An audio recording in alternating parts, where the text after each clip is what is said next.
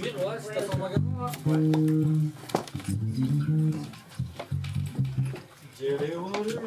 Est-ce qu'il y a des choses...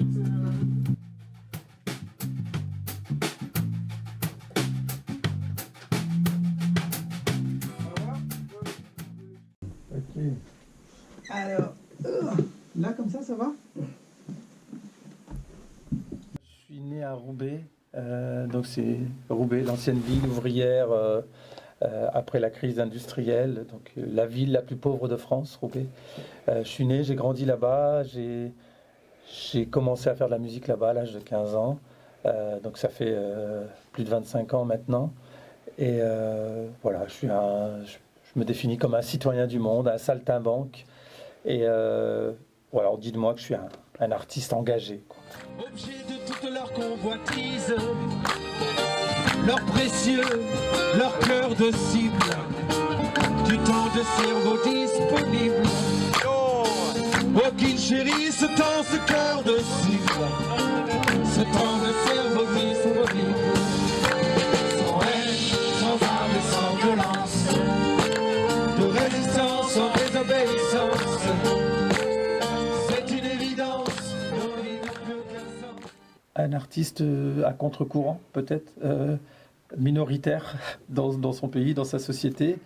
C'est un artiste, oui, qu'on ne va pas forcément voir ou entendre dans les médias parce qu'il n'est pas compatible avec la philosophie générale de l'époque, qui est une époque où il faut se vendre, où tout se vend, tout s'achète, où il faut être compatible avec la philosophie du temps de cerveau disponible pour Coca-Cola.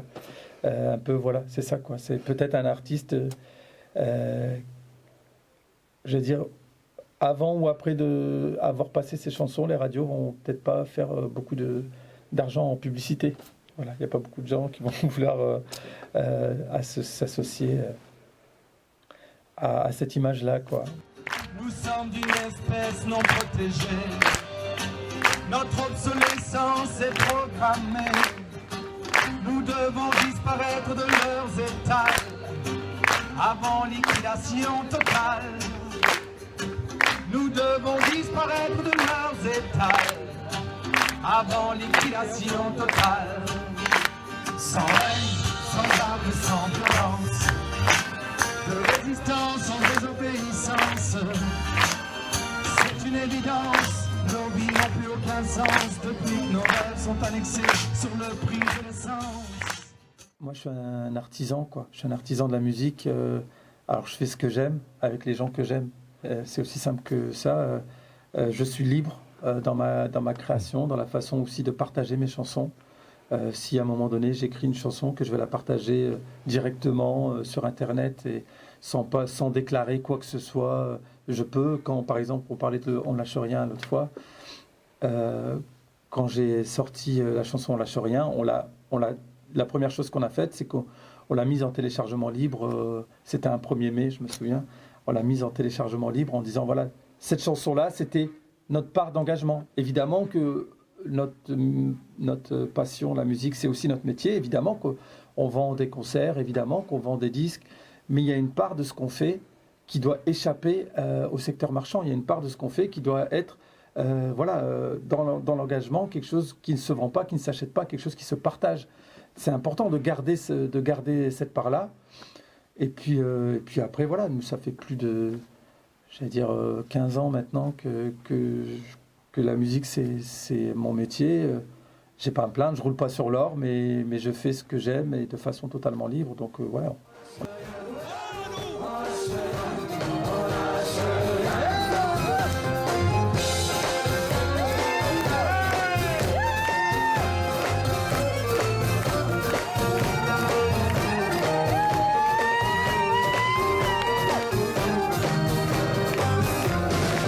C'est tellement con, tellement banal, de parler de paix, de fraternité, quand des SDF rêvent sur la dalle. On lâche rien. C'est une histoire, comme quand on commence la musique, on peut avoir des rêves où on se dit tiens, peut-être qu'un jour j'aimerais qu'une des chansons que j'ai pu écrire puisse voyager autant, puisse résonner autant dans le cœur et dans les esprits des gens, et puisse être reprise, chantée, scandée. Et Et cette chanson-là, elle a dépassé, j'allais dire, tout ce que j'aurais pu imaginer, quoi. C'est vraiment une chanson qui aujourd'hui m'appartient plus, quoi. Et d'ailleurs, il y a beaucoup de gens qui connaissent cette chanson, mais qui ne me connaissent pas, ou qui ne connaissent pas mes autres chansons, ou qui ne savent même pas qui est l'auteur de cette chanson. Donc, c'est assez génial, moi, je trouve.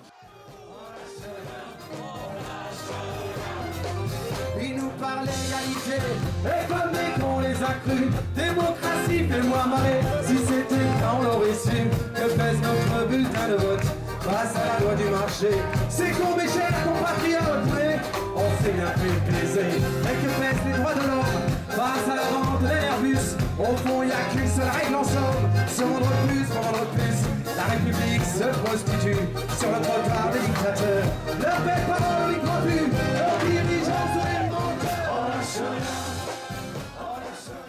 Je connais la France dans toute sa diversité, quoi. Après toutes ces années de voyage, de ces gens qu'on a rencontrés, tellement différents, avec des réalités locales tellement différentes. Et il y a des gens extraordinaires dans ce pays. Il y a vraiment des gens extraordinaires qui font preuve de solidarité, de bienveillance, qui sont toujours prêts qui sont dans l'ouverture, qui s'engagent, pas forcément dans des associations, qui peuvent créer des associations, ou même qui se montent en collectif pour aider des gens autour d'eux, pour faire des choses solidaires, des choses fraternelles. Donc ces gens-là, moi c'est ce que j'appelle, c'est la France de Brassens, quoi. La France de l'Auvergnat et de l'étranger. Donc c'est important de dire qu'elle existe, c'est important de dire qu'elle n'est pas marginale, parce qu'on veut nous faire croire qu'elle est marginale.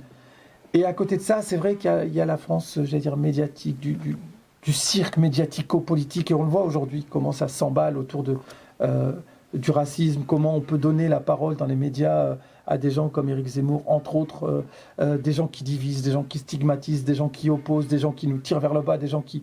Racistes ?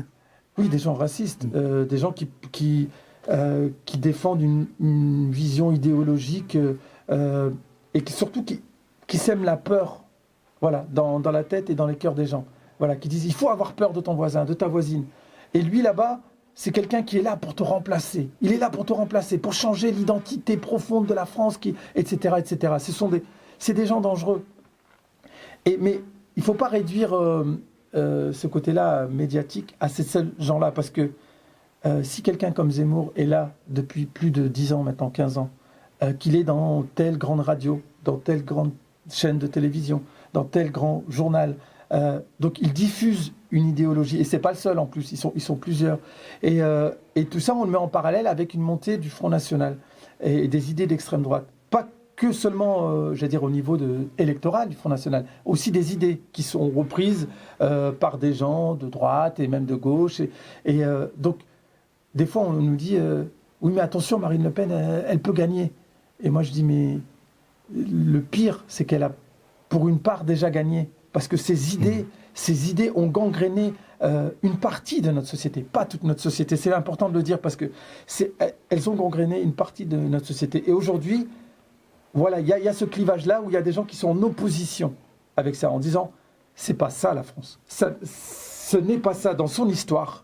Moi, je dis dans une des chansons là, du prochain spectacle, je dis il y a une petite musique dans l'air au pays d'Aragon et de Prévert. Au pays de Beauvoir et de l'abbé Pierre, au pays de Brassens, de Louise Michel, de Stéphane Hessel. Il y a cette France-là qui est incarnée par des gens dans son histoire qui ont été des gens qui ont diffusé une idée de paix, de solidarité fraternelle, humaine. Il y a cette histoire-là qui s'est toujours écrite. Et pour moi, il faut qu'on retrouve ce chemin-là aujourd'hui en France et qu'on ne se perde pas dans ce chemin qui semble vouloir être pris par beaucoup. On est à la croisée des chemins aujourd'hui. Et on peut encore être en résistance et surtout en proposition de se dire, voilà, il faut aller par là, quoi. Faites attention à ces gens, ces gens qui diffusent cette idéologie raciste, xénophobe, ça nous envoie dans le mur. Et puis ça ne doit pas être ça, notre pays, notre société aujourd'hui.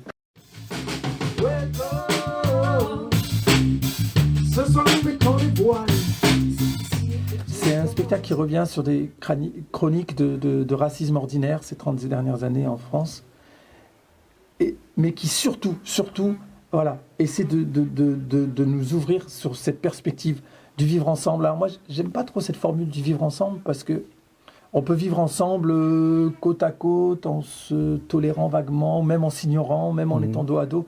Moi, j'aime bien l'idée de danser ensemble. Et ça peut être un projet de société d'une certaine manière. C'est de dire, voilà, on est tous là, ici, aujourd'hui, dans ce pays, avec nos histoires différentes, avec parfois des blessures, des rancunes aussi. Je suis enfant d'immigrés algériens, donc clairement, la guerre d'Algérie, c'est une blessure, c'est une plaie ouverte, encore aujourd'hui, plus de 50 ans après, en France. Et c'est encore un motif de clivage, ou de tabou, ou de non-dit, ou d'incompréhension. Et ce qu'on dit dans ce spectacle-là, c'est de dire, il faut qu'on écrive notre propre histoire ici, aujourd'hui. Il faut qu'on ouvre un nouveau chapitre, il faut qu'on commence à écrire quelque chose ensemble, quoi. Une histoire qui nous ressemble. Voilà, il faut qu'on arrive à trouver déjà cette envie, ça commence par l'envie de se dire, ben voilà, on est tous avec chacun nos histoires, on est tous là, ici, aujourd'hui, on est né dans ce pays, on ne l'a pas choisi, et comme disait, mince, j'ai oublié son nom, mais on ne choisit pas ses parents, on ne choisit pas sa famille. Et donc voilà, est-ce qu'on a envie d'écrire une nouvelle histoire ensemble? Et c'est ce qu'on essaie de dire dans ce spectacle. Ok, merci beaucoup. Oui, avec plaisir. Peut-être là.